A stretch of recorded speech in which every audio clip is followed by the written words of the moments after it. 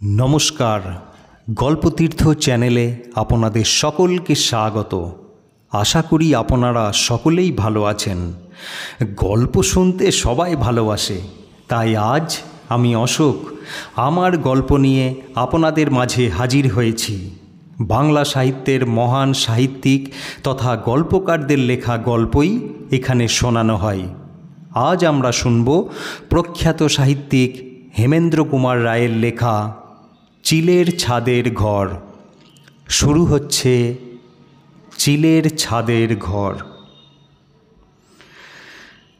আমার ছেলেবেলার বন্ধু মানিক। সেবারে মানিক তার বাড়ির আর সকলকার সঙ্গে পশ্চিমে বেড়াতে গিয়েছিল। জায়গাটার নাম না হয় আর বললুম না। কিছুদিন পরে মানিকের কাছ থেকে এই চিঠি পেলুম। ভাই অমল, তোমার জন্যে বড় মন কেমন করছে, কারণ এই দেশটা এত সুন্দর যে তোমাকে না দেখালে আমাদের তৃপ্তি হচ্ছে না। যে বাড়িতে আছি সেখানেও চমৎকার। একদিকে ধু ধু মাঠ, দুদিকে নিবিড় বনের রেখা এবং আর একদিকে পাহাড়ের পর পাহাড়, ও তাদের কোল দিয়ে নাচতে নাচতে বয়ে যাচ্ছে একটি রূপলী নদী। তুমি আজকেই মোটমাট বেঁধে নিয়ে রওনা হও। আমাদের চিলের ছাদের ঘর থেকে চারিদিকের দৃশ্য খুব স্পষ্ট দেখা যায়। তুমি কবি বলে মা তোমার জন্যে এই ঘরখানি রিজার্ভ করে রেখেছেন। আসতে দেরি হলে জরিমানা দিতে হবে। এখানকার খবর সব ভালো। ইতি তোমার মানিক। মানিকের মা আমাকে খুব কমপ্লিমেন্ট দিয়েছেন। আমি নাকি কবি। বাংলাদেশে কবিতা লিখলেই কবিতা হওয়া যায় কি না? সুতরাং এত বড় একটা উপাধি লাভের পরেও মানিকের আমন্ত্রণ রক্ষা না করলে একটা অকৃতজ্ঞতার কাজ করা হবে। অতএব মোটমাট বাঁধতে শুরু করলুম। মানিকের বাড়িতে এসে উঠেছি। বাড়িখানি পুরনো হলেও প্রাসাদের মতন প্রকাণ্ড এবং দেখতেও পরম সুন্দর। চারিদিকে উঁচু পাঁচিল দিয়ে ঘেরা মস্ত এক বাগানের ভিতরে দাঁড়িয়ে সেই উঁচু বাড়িখানা প্রত্যেক পথিকেরই দৃষ্টি আকর্ষণ করে। এদিকে ওদিকে কৌতূহলী দৃষ্টি নিক্ষেপ করতে করতে প্রথম যখন অমলের সঙ্গে বাগানের পথ দিয়ে বাড়ির দিকে অগ্রসর হলুম, হঠাৎ একদিকে আমার চোখ পড়ল। বিলাতি পাম গাছ দিয়ে ঘেরা এক টুকরো জমির ভিতরে ছোট একটা স্মৃতিস্তম্ভের মতো কি দাঁড়িয়ে রয়েছে। জিজ্ঞাসা করলুম, ওটা কি মানিক? মানিক বললে, কবর। কবর? হ্যাঁ, এ বাড়িখানা আগে এক সাহেবের ছিল। তার মেয়ে মারা গেলে পর তাকে এইখানেই কবর দেওয়া হয়। এমন সময় মানিকের কুকুর লিলি মনিবের সাড়া পেয়ে সেইখানে এসে হাজির হলো। তারপরেই রেগে গড়র গড়র করতে লাগলো। দেখলুম সে কবরের দিকে তাকিয়ে গর্জন করছে, কিন্তু কবরের দিকে তাকিয়ে আমি তো কিছুই দেখতে পেলুম না। বললুম, মানিক, তোমার কুকুর কি দেখে খেপে গেল? মানিক বললে, জানি না, লিলি ওই কবরটাকে দেখলেই খেপে যায়, যেন সে হাওয়ার সঙ্গে লড়াই করতে চায়। আমি বললুম, না মানিক, ও তো লড়াই করতে চায় বলে মনে হচ্ছে না। ওকে দেখলে মনে হয় ও যেন মহা ভয়ে পাগল হয়ে গেছে। মানিক হেসে বললে, যাতে আর নামে বিলিতি হলেও লিলি আমাদের কাছে এসে হিন্দু ধর্ম অবলম্বন করেছে। হিন্দুর বাড়িতে খ্রিস্টানের কবরও বোধহয় পছন্দ করে না। কিন্তু ও কথা এখন থাক, চলো তোমাকে তোমার ঘরে নিয়ে যাই। বাড়ির ভিতরে ঢুকলুম। যেমন প্রকাণ্ড বাড়ি তেমনই মস্ত মস্ত ঘর। সেসব ঘরের অবস্থা এখন ভালো নয়। কোথাও চুনবালি খসে পড়েছে, কোথাও মেঝে ছেঁদা করে ইঁদুরেরা বড় বড় গর্ত বানিয়েছে, কোথাও কড়িকাঠ থেকে বাদুড়েরা দলে দলে ঝুলছে। মানিক বললে, এ বাড়িখানা অনেক দিন খালি পড়েছিল, এই মেরুয়াদের দেশে কুসংস্কার বড় বেশি। বোধহয় ওই কবরের ভয়েই এ বাড়িখানা এতদিন কেউ ভাড়া নিতে চায়নি। আমি বললুম, বসত বাড়িতে আমিও কবর টবর পছন্দ করি না।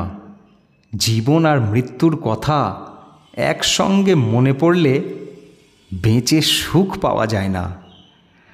মানিক বললে, আমরা কিন্তু আজ 3 হপ্তাহ ধরে এখানে খুব সুখে বাস করছি।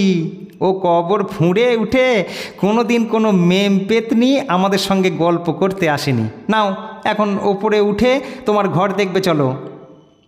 চওড়া এক কাঠের সিঁড়ি বেয়ে ওপরে উঠতে লাগলুম।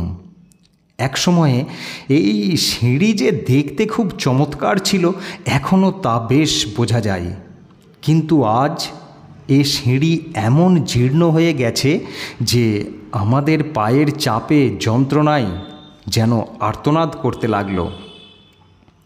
চিলের ছাতের ঘর বলতে আমরা যা বুঝি এখানে সেরকম নয়। এ ঘরখানা নতুন ধরনের। এ শ্রেণীর ঘর প্রায়ই খুব ছোট হয়, কিন্তু এ ঘরখানা বেশ বড়সড়। এর একদিকে কাঠের সিঁড়ি ওপরে এসে উঠেছে এবং তারপরেই ঘরখানা শুরু হয়েছে।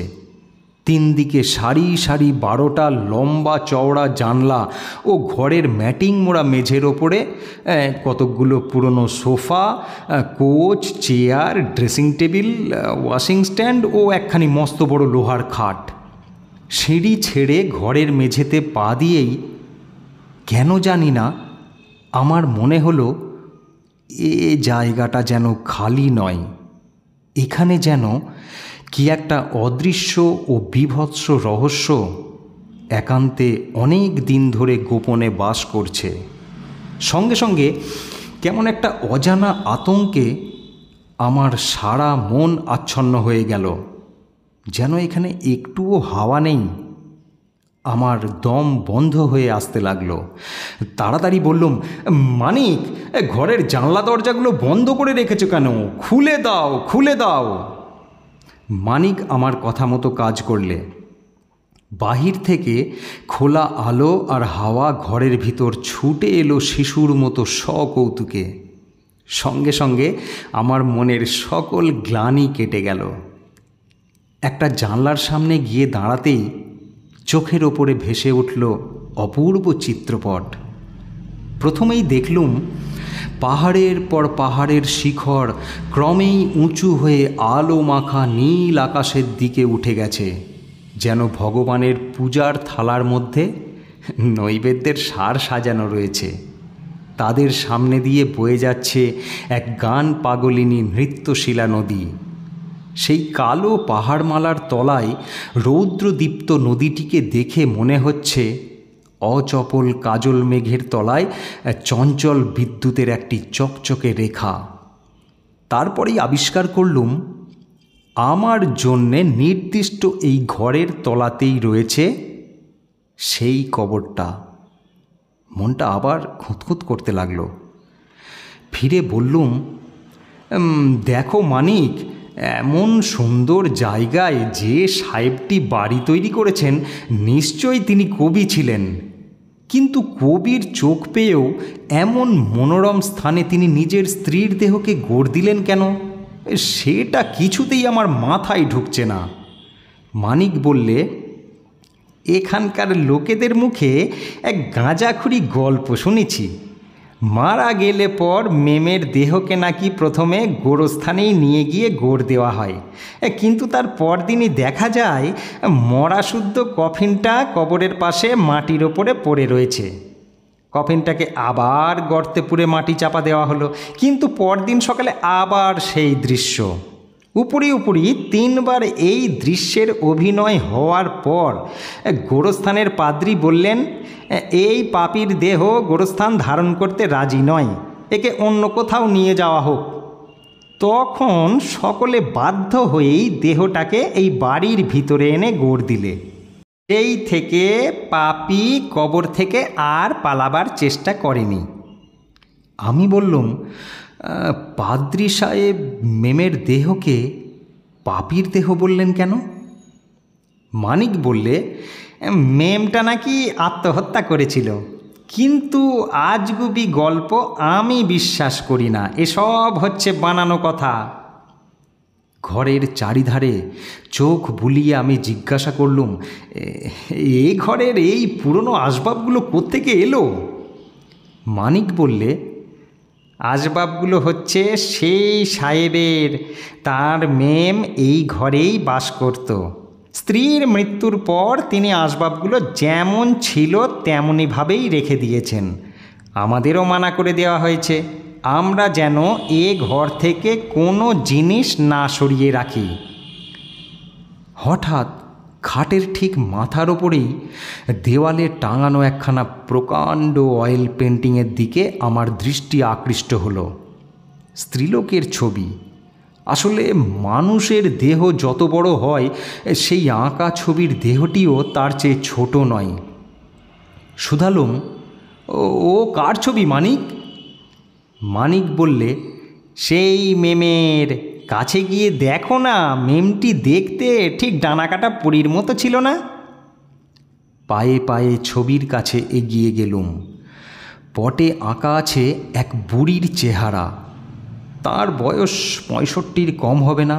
লিকলিকে দেহ, বাখারির মতন সরু বাহু, সাদা সনের মতন চুলগুলো কাঁধের ওপর এসে পড়েছে। ঠোঁটের কোণে অত্যন্ত কুৎসিত হাসি, নাকটা টিয়া পাখির মতন বাঁকানো, আর তার কোটরে ঢাকা কুতকুতে চোখ দুটো। ওহ, সেই চোখ দুটোর ভিতর থেকে যে ক্রূর দৃষ্টি বেরিয়ে আসছে, আমি কিছুতেই তা বর্ণনা করতে পারবো না। আমার মনে হলো গোখরো সাপের চেয়েও ভয়ানক সেই চোখ দুটো যেন এখনও জ্যান্ত হয়ে আছে। ছবিতে আঁকা মূর্তি ও তার চোখ যে এত বেশি স্বাভাবিক ও জীবন্ত হয়, এটা কখনো কল্পনা করতে পারিনি। বিলিতি কেতাবে আঁকা ডাইনি মূর্তি যেন রক্ত মাংসের দেহ নিয়ে আমার সম্মুখে এসে দাঁড়িয়েছে। মানিক বললে, কি হে অমল, এই মেম সাহেবটিকে তোমার পছন্দ হলো? ঘৃণায় মুখ ফিরিয়ে আমি বললুম, পছন্দ? যাকে দেখে এই ছবিখানা আঁকা হয়েছে সে মানুষটির প্রকৃতি নিশ্চয়ই খুব জঘন্য ছিল। তোমার এই মেমের ছবি যদি ঘর থেকে সরিয়ে না রাখো, তাহলে রাত্রে আমি দুঃস্বপ্ন দেখব। মানিক বললে, কিন্তু ঘর থেকে যে কিছু সরাতে মানা আছে। আমি বললুম, তাহলে আমাকে অন্য ঘরে দাও। মানিক একটু ভেবে বললে, আচ্ছা, এসো আমরা দুজনে মিলে ছবিখানাকে নামিয়ে ঘরের বাইরে রেখে দিই, তারপর বাড়ি ছাড়বার সময়ে ছবিখানাকে আবার দেওয়ালে টাঙিয়ে রেখে গেলেই চলবে। খাটের ওপরে উঠে দুজনে মিলে সেই প্রকাণ্ড ছবিখানাকে নামাবার চেষ্টা করলুম, কিন্তু উফ, সে কি বিষম ভারী ছবি! ওজনে যেন একজন মানুষের দেহের মতোই ভারী। মানিক আশ্চর্য হয়ে বললে, ছবি কখনো এত ভারী হয়? অবশেষে কষ্টে সৃষ্টে ছবিখানাকে নামিয়ে ঘরের বাইরে ছাদের ওপরে নিয়ে গিয়ে রেখে এলুম। মানিক হঠাৎ হাঁপাতে হাঁপাতে চমকে উঠে বললে, ও কি অমল, তুমি হাত কাটলে কেমন করে? তোমার হাতে অত রক্ত কেন? তাড়াতাড়ি তুলে দেখি, সত্যি তো, আমার দুখানা হাতই যে রক্তে রাঙা হয়ে উঠেছে। তারপরেই মানিকের দুই হাতের দিকে তাকিয়ে আমিও বলে উঠলুম, মানিক, মানিক, তোমার হাতেও যে রক্ত! মানিক নিজের হাতের দিকে হতভম্বের মতো তাকিয়ে বললে, তাই তো, কখন যে হাত কেটেছে আমি তো কিছুই টের পাইনি। দুজনে তখনই ছুটে গিয়ে হাত ধুয়ে ফেললুম। তারপর আপন আপন হাতের দিকে তাকিয়ে আমরা একেবারে অবাক হয়ে গেলুম। আমাদের কারুর হাতেই কোথাও এতটুকু আঁচড়ের দাগ পর্যন্ত নেই। তবে এ কিসের রক্ত? এই কী রহস্য! সে রাত্রে চাঁদের আলো এসে বাইরে অন্ধকারের সমস্ত ময়লা ধুয়ে দিয়েছিল এবং দূরের নদী পাহাড় বনকে দেখাচ্ছিল ঠিক পরিস্থানের স্বপ্নময় দৃশ্যের মতো। সেদিকে মোহিত চোখে তাকিয়ে তাকিয়ে কখন যে ঘুমিয়ে পড়লুম কিছুই বুঝতে পারলুম না। আচম্বিতে আমার ঘুম ভেঙে গেল। কী জন্যে ঘুম ভাঙল সেটা বুঝতে পারলুম না বটে, কিন্তু এটা বেশ অনুভব করলুম ঘরের ভিতরে নিশ্চয়ই কোনো একটা অস্বাভাবিক কিছু হয়েছে। ধর্মড়িয়ে বিছানার ওপর উঠে বসে চেয়ে দেখি কালো মেঘের চাদরে চাঁদের মুখ ঢাকা পড়ে গেছে। ঘরে ঘুটঘুটে অন্ধকার, সঙ্গে সঙ্গে কেমন একটা বিশ্রী দুর্গন্ধ আমার নাকে এলো। মেডিকেল কলেজে যে ঘরে পচা মরা কাটা হয়, একবার সেই ঘরে ঢুকে আমি ঠিক এই রকম দুর্গন্ধই পেয়েছিলাম। হঠাৎ আমার মাথার ওপর কে ফোঁস করে নিঃশ্বাস ফেললে। আমার স্তম্ভিত বুকটা ঢিপঢিপ করতে লাগলো। ভাবলুম মনের ভুল, হয়তো জানলা দিয়ে হাওয়ার দমক এসে আমার চুলে লেগেছে। একটু সরে বসে বিছানা হাতড়ে দেশলাইয়ের বাক্সটা পেলুম। একটা কাঠি জেলে তুলে ধরে তাড়াতাড়ি ঘরের চারদিকটা একবার দেখে নিলুম। দেশলাইয়ের কাঠি নিভে গেল, কিন্তু যা দেখেছি সেইটুকুই যথেষ্ট। মানিক আর আমি দুজনে মিলে যে ভারী ছবিখানাকে ধস্তাধস্তি করে নামিয়ে বাইরে রেখে এসেছিলুম, সেই ছবিখানা ঘরের দেওয়ালে যেখানে ছিল আবার ঠিক সেইখানেই টাঙানো রয়েছে। আড়ষ্ট হয়ে দাঁড়িয়ে দাঁড়িয়ে ভাবছি কি করব। হঠাৎ আমার কাঁধের ওপর কে যেন একখানা হাত রাখলে, বরফের মতো ঠান্ডা কনকনে একখানা হাত। ভয়ে পাগলের মতো হয়ে গিয়ে আমি সামনের দিকে সজোরে এক ঘুষি ছুড়লুম এবং পর মুহূর্তেই কে যেন সশব্দে দড়াম করে মেঝের ওপরে পড়ে গেল। আমিও আর অপেক্ষা করলুম না, তীরের মতো ছুটে ছাতের ঘরের সিঁড়ি দিয়ে নিচের দিকে নামতে লাগলুম। সিঁড়ির ঠিক তলাতেই একটা লণ্ঠন হাতে করে উদ্বিগ্ন মুখে দাঁড়িয়েছিল মানিক। আমাকে দেখেই শুধুলে, ব্যাপার কি, তোমার ঘরেও কিসের শব্দ হলো? আমি কাঁপতে কাঁপতে বললুম, তোমাদের সেই ডাইনির ছবি আবার ঘরে ফিরে এসেছে। ধ্যাত, যত বাজে কথা, ছবির কি পা আছে? দাঁড়াও দেখে আসি।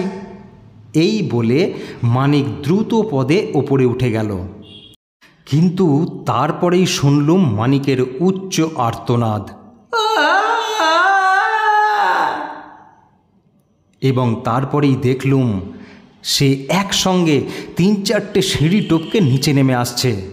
আকুল স্বরে সে বললে, ঘরের ভিতরে পচা মরার গন্ধ, আর ঘরের মেঝেতে উপুর হয়ে পড়ে আছে একটা বুড়ির পচার গলা মরা। হঠাৎ আমার নিজের গায়ের দিকে নজর পড়ল। আমার কাঁধের ওপর থেকে একটা রক্তের ধারা গা বয়ে নেমে আসছে। এই কাঁধেই সেই বরফের মতো ঠান্ডা হাতের স্পর্শ পেয়েছিলুম। শুনছিলেন আজকের গল্প চিলের ছাদের ঘর। গল্পটি যদি আপনাদের ভালো লেগে থাকে চ্যানেলটিকে অবশ্যই সাবস্ক্রাইব করে নেবেন, আর লাইক ও শেয়ার করতে ভুলবেন না। আর আজকের গল্পটি আপনাদের কেমন লাগলো কমেন্টে অবশ্যই জানাবেন। ধন্যবাদ।